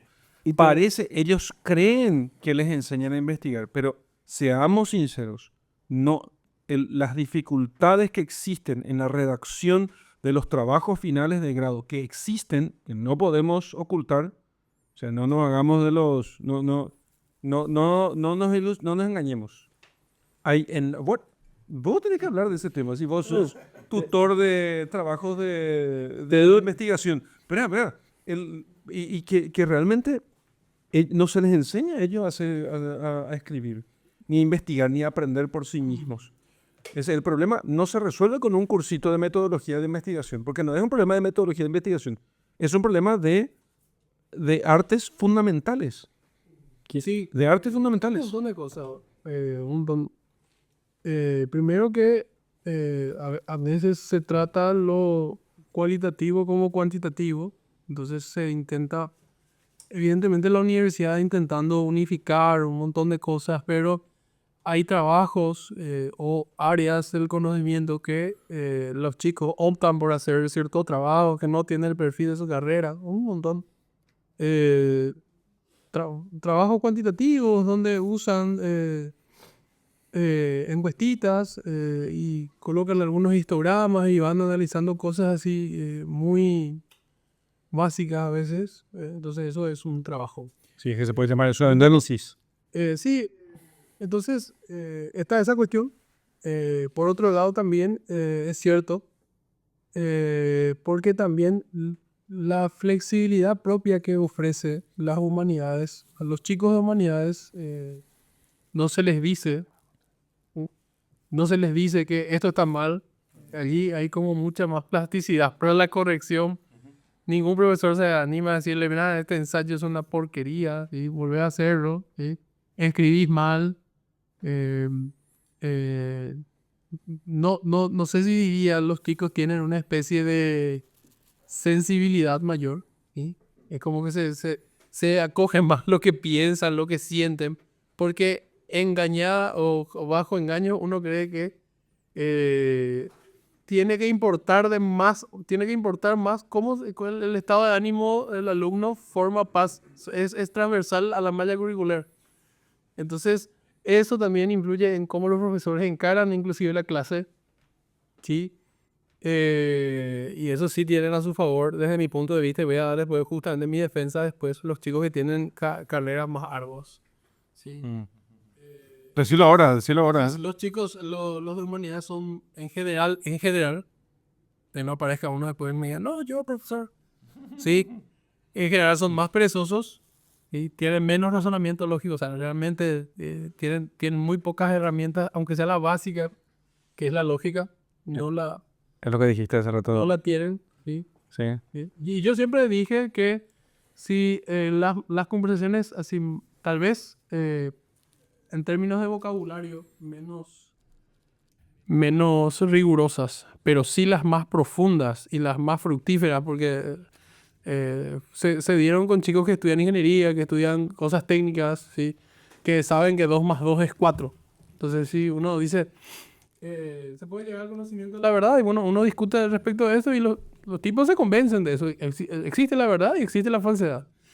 Y eso es más complicado a veces por la estructura y por el discurso que está alrededor de las carreras de humanidades. ¿Sí? Es mucho más complicado, porque es como que se tiene que mantener, como dice Lewis, todas las puertas abiertas para seguir escuchando la sinfonía de pensamientos e ideas, a veces contrapuestas, que tienen que coexistir en tu cabeza, ¿sí? Sobre las cuales no podés emitir juicio alguno. ¿Sí? Ese es... en general el estudio es mucho menos sistemático, ¿sí? En general, en ese sentido. Los chicos de medicina tienen que leerse a veces varios libros en un mismo semestre o año de la misma asignatura de tapa a tapa y puede salir cualquier cosa, ¿sí? Y muchas de las asignaturas de humanidades tienen evaluaciones mucho más subjetivas. Ese tipo de cosas hace que ellos tengan menos disciplina. La vida contemporánea presenta un montón de desafíos para lograr una vida equilibrada. Todo esto que hablamos hasta ahora se resume en una sola cosa: vida equilibrada. ¿Sí? Una vida equilibrada de trabajo, ocio y diversión. Y sobre este tema, realmente tenés todos estos problemas. Tenés la falacia de la productividad, ya hemos hablado sobre ese tema. ¿Sí? La creencia de que producir más es el fin último de la vida. La disolución de las fronteras con la tecnología, porque usa un mismo dispositivo para trabajar, para divertirte y para estudiar. ¿Sí? Y finalmente la amenaza de la automatización, que es la posibilidad de que la tecnología elimine no solamente los trabajos serviles, sino también los trabajos intelectuales, lo que podría forzar a la humanidad a una especie de estado de ocio masivo. Todos con ocio, pero sin saber qué hacer con el ocio. ¿Y qué van a hacer? Terminar solamente en la diversión, porque cuando no sabe qué hacer con tu tiempo libre, lo que hace es maratonear una serie, ¿no? Entonces, así que la tecnología nos prometió más tiempo libre, pero la percepción general es de que tenemos mayor tiempo ocupado, mayor fatiga intelectual. ¿Sí? Entonces, ¿cómo se puede usar la tecnología como herramienta para el ocio? ¿O sin embargo va a ser su obstáculo? ¿Qué va a ser esto? Mira, una tesis personal. Ya desarrollada. Personal, Tesis personal ya desarrollada hace bastante tiempo y siempre... con práctica. No, siempre traigo a colación. Es el tema de la tecnología, que la tecnología da, pero a su vez quita. ¿Sí? Eso es algo que siempre trato de ver la tecnología como eso, ¿sí? Que te da cierta facilidad, pero también te quita algo. Te exige un sacrificio tuyo, ¿sí? Y siempre mi ejemplo primario es que los grandes poemas épicos, la Odisea y la Ilíada, fueron escritos y puestos en papel porque justamente las personas ya estaban comenzando a olvidar esos cantos que tenían que estar en la memoria colectiva de las personas. Una vez escritos, ya pocos sentían la necesidad de memorizarlas. Entonces, la palabra escrita le sacó esa capacidad al hombre de tener que memorizar las cosas y de ampliar los límites de su memoria y hacer de la memoria una herramienta prodigiosa. Ese es un pequeño ejemplo. Ahora bien, las tecnologías, para un punto intermedio, La tecnología en la agricultura, la tecnología en las otras cosas, el teléfono celular y las demás cosas, nos dan a nosotros una sensación de que se pueden hacer muchas cosas en poco tiempo, ¿sí? Y realmente la tecnología está principalmente para eso. Pero ¿dónde nos juega en contra? Nos juega en contra de que con aquel tiempo libre que nosotros tenemos, necesitamos hacer necesariamente muchas cosas en ese corto tiempo que hay. Y para las actividades integralmente humanas que requieren paciencia y tiempo y concentración y dedicación, nos parecen ya tediosas y terminan matando el ocio, nos parecen tediosas porque no obtenemos resultados rápidos, como la tecnología siempre nos promete y nos provee. Entonces, aquellas cosas que requieren esfuerzo, como comenzar a tocar un instrumento musical, aprender a pintar, aprender la fotografía, o aprender a declamar una poesía o tiempo para escribir, nos parecen que requiere mucho esfuerzo y que poco o nada se hace en un solo día. ¿Sí? Con contrario a la tecnología, que rápido acá puedo mandar un correo, puedo hacer algo que en teoría me ahorra tiempo, pero no me permite ver que las otras cosas requieren un esfuerzo y una dedicación mucho mayor de lo que la tecnología me da al tris, ¿sí? Y ahí podemos entrar a las últimas tecnologías como las inteligencias artificiales, que siempre en la utopía capitalista es de que nadie más va a hacer trabajos serviles ni trabajos medianos, ¿sí? Y que todo el mundo va a tener tiempo libre. Pero justamente esta falta de sacrificios, esta falta de paciencia, de sentarse y ponerse a trabajar de manera intelectual, si uno no tiene esa virtud, la virtud de la estudiosidad, cuando tenga todo ese tiempo libre que la tecnología te va a dar, no lo va a utilizar a provecho, lo va a desaprovechar. Porque no fue forjado, dice, el oro se prueba en el crisol y el hombre se prueba ante las adversidades, ¿verdad? Entonces, como su virtud no fue probada y no fue desarrollada, el mero hecho de la introducción de estas tecnologías que vienen a auxiliar al hombre, te van a sacar de aquel esfuerzo primario y de conseguir aquellas virtudes. Entonces, vas a terminar no haciendo el ocio, porque el ocio verdaderamente humano es difícil, ¿sí? Para que sea de provecho es difícil. Y te va a inclinar a la diversión, al mero paso del tiempo. ¿Y qué otra cosa que hacer algo que es meramente pasivo y termina el día y te sentís bien? En lo contrario, es algo que te va a requerir más de un día, te va a requerir un esfuerzo continuado por varios años, ¿sí? Y va a ser lento. Entonces es esa percepción. Aquel hombre que es virtuoso va a poder utilizar bien estas herramientas, porque al ser herramientas son amorales, como el arma de fuego. Sí, es una herramienta moralmente neutra. Si lo utiliza alguien para defender a alguien o lo utiliza otro para atacar inmoralmente o ilegítimamente a otro, esta es una herramienta y depende de quién blande esa herramienta, llámese así. Entonces, como es una herramienta, depende de la moralidad, la disciplina y la virtud del que va a ejercer el uso de esta herramienta. Entonces, al utilizar estas nuevas tecnologías sin la virtud necesaria, finalmente el hombre va a terminar perdiéndose más. Sí, porque realmente si no se desarrollan virtudes, como los límites se van desdibujando cada vez más en el uso de las tecnologías y nos está pasando esto de que con la misma pantalla estoy trabajando, me estoy divirtiendo y estoy estudiando, si no hay virtud para poder distinguir, simplemente va a ser imposible, voy a terminar arrastrado por lo que más capte mi atención, por lo que más capte mi atención. Entonces, tenemos que preguntarnos qué estrategias personales y se puede institucionales son necesarias para preservar un mínimo espacio sagrado para el ocio auténtico.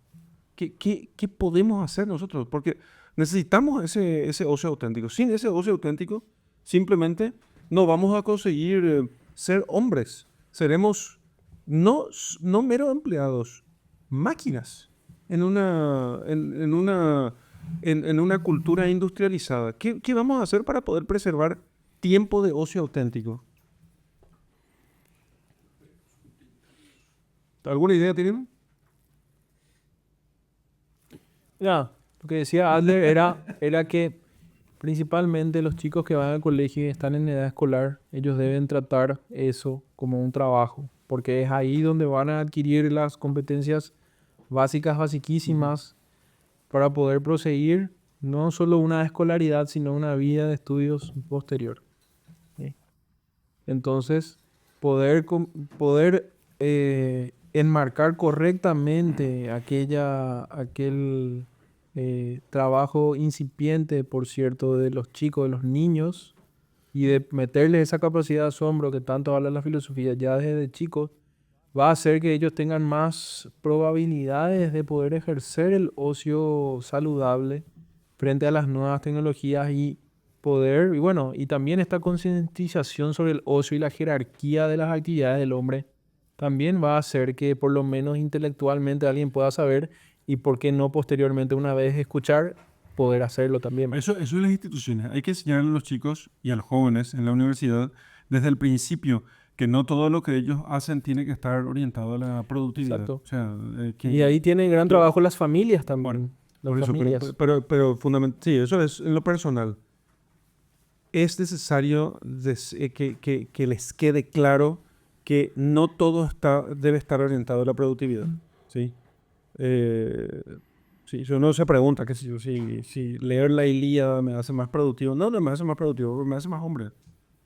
Me hace más hombre. No me hace más productivo, pero me hace más hombre. Como venía, cómo leer a Tucídides sin que se te hierva la sangre por aquellos héroes en los cuales estás leyendo y querer aquistar esa misma virtud, ¿verdad? Claro. ¿Cómo te va a decir? ¿Cómo decir como Héctor, me voy a morir sabiendo que voy a morir, pero voy a defender mi ciudad? ¿Cómo no querer, no cómo traspasar a eso a algo de mi vida? ¿Entendés? ¿Cómo no que Pero me eso- hierva la pero sangre eso para hacer el bien? Eso precisamente se consigue con tiempo de ocio auténtico, porque eso no voy a hacer. ¿De qué me sirve esto? ¿De qué me sirve esto? La pregunta que la gente se hace en la escuela. ¿De qué me sirve esto, profesor? No te sirve de nada, te sirve para desarrollar la inteligencia. Entonces, ¿Dónde voy a aplicar, desanima. cómo se Dice, llama? entonces Derivados. voy a hacer.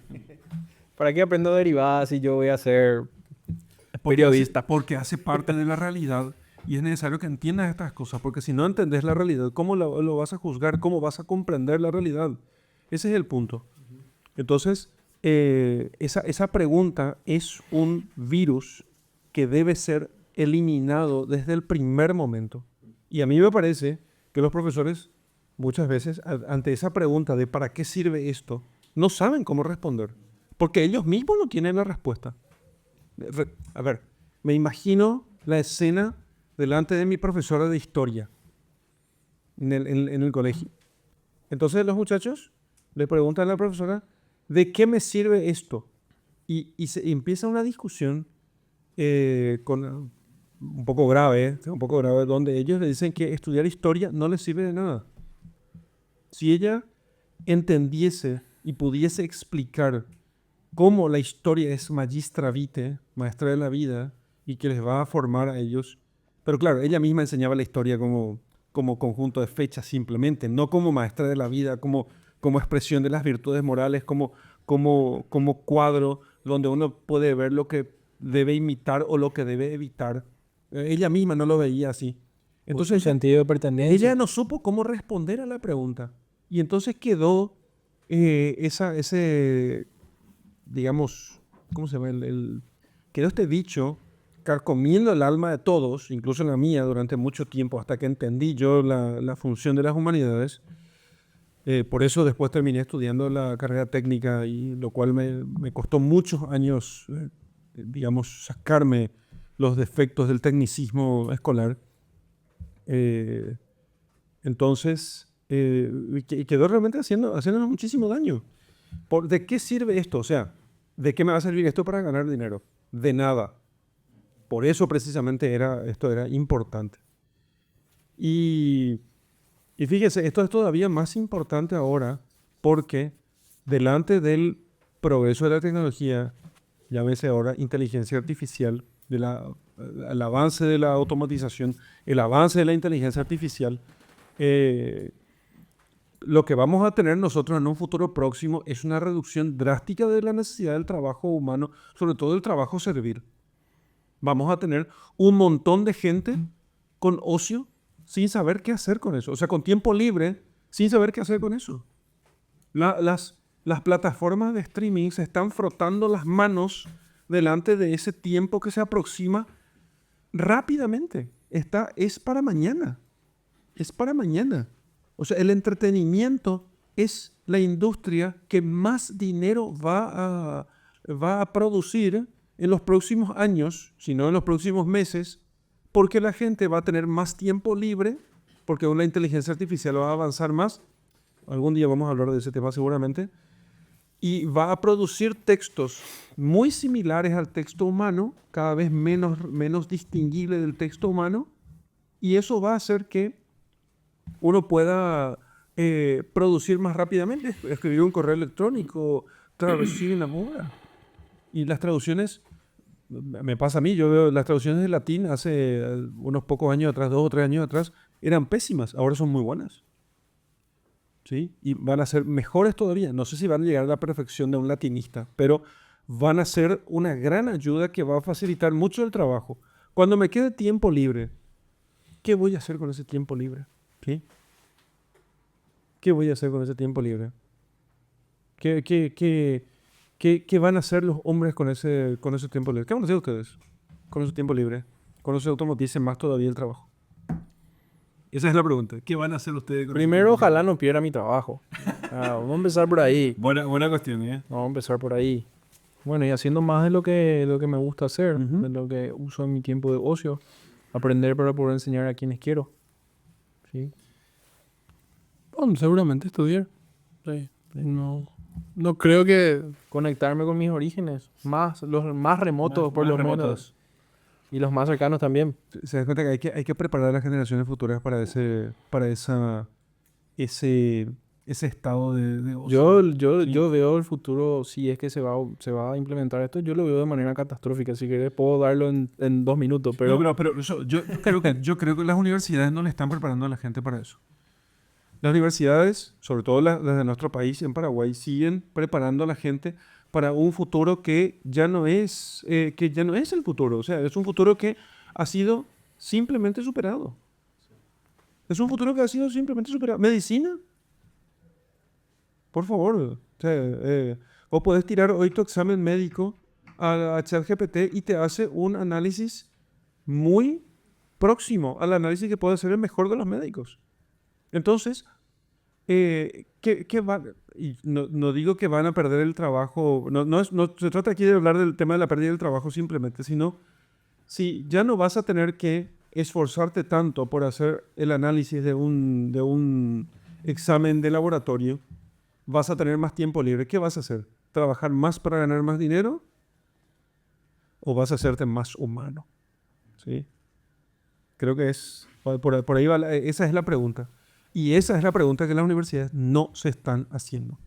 Entonces están preparando a la gente para están preparando a tipos que no van a tener trabajo el día de mañana y que no son capaces de aprender por sí mismos. Dorothy Sayers, en su discurso sobre las herramientas perdidas del aprendizaje, lo decía claramente.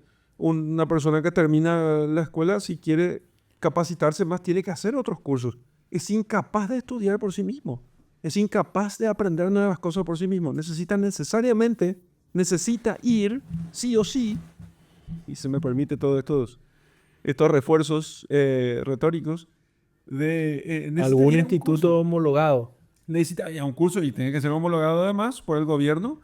Tiene que ir a un curso que le enseñe, porque en realidad, aunque él quisiera, él no sabe cómo aprender. Él no aprendió a aprender por sí mismo. No aprendió a aprender por sí mismo. Lee un texto, no lo entiende. No sabe qué buscar, no sabe cómo buscar, no sabe dónde buscar. Entonces, claro, es una situación tan terrible que nos hace tan dependientes de otros. Por supuesto que esto es tremendo, ¿no?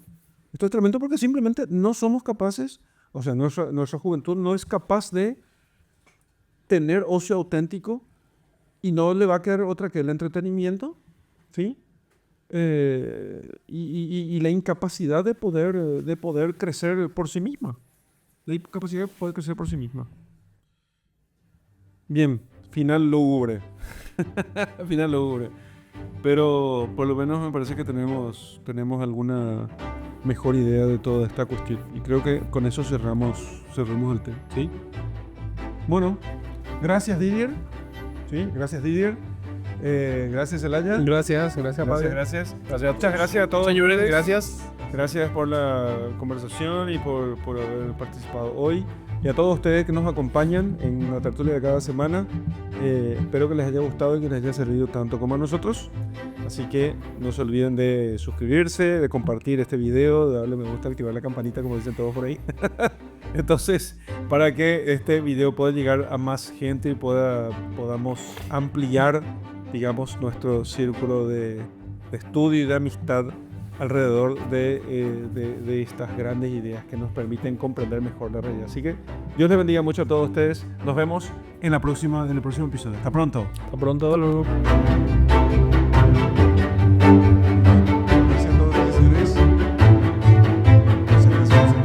Entre los cortes tenía que meter